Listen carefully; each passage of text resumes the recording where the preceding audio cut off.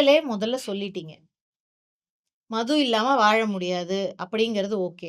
அது வந்து அதாவது மனுஷங்களுக்கு மது இல்லாம வாழ முடியாதுன்னு சொல்லிட்டு நார்மல் பீப்பிள் ஓகேவா? கவர்மெண்ட் எப்படி நடக்கும்?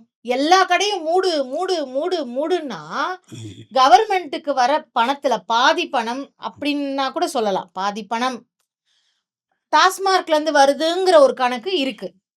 நீங்களே சொல்றீங்க, அது மூட முடியாது. ஏன்னா, அது இல்லாம சில பேரால இருக்க முடியாதுன்னு நீங்களே சொல்றீங்க இல்லையா? அப்புறம் மூடு, மூடு, மூடுன்னு ஏன் சொல்றீங்க? உங்க தலைவரே வந்து நான் மூடிடுவேன்னு சொன்னதுனால தான் அந்த எலக்ஷன்லயே தோத்துட்டாரு. நீங்களே ஒத்துக்கிறீங்க. ஆமா. நான் உண்மைய தானே நான் கட்சிக்காக பேசுறேன்னு நீங்க தான் என்னைய வந்து திமுகன்னு சொல்லி என் மேல முத்திர குத்துறீங்க. கிடையாது. நான் ஒரு பப்ளிக் மனுஷனா தான் உங்கள்ட்ட பேசிட்டு இருக்கேன். சரி. நடக்கிற விஷயங்கள வந்து எனக்கு என் கட்சிக்காக நான் பேசல. ம். மக்களுக்காக தான் நான் சரி, பேசுறேன். மக்களுக்காக நீங்க இன்னொரு 6 மாசம் பொறுக்கலாமே. என்ன? 6 மாசம் பொறுத்திருந்து இந்த ஆட்சி எப்படி நடக்குது? இவங்க எப்படி ஆட்சி பண்றாங்க? இத நீங்க பொறுமையா வந்து அப்சர்வ் பண்ணிட்டு, நீங்க அதுக்கப்புறம் பேசியிருக்கலாமே. சரி. இந்த 30, 40 நாள் உங்கள்ட்ட ஆட்சிய குடுத்தாச்சு. சரி. 40 நாள் மக்கள் குடுத்துருக்காங்க. நாம தான்.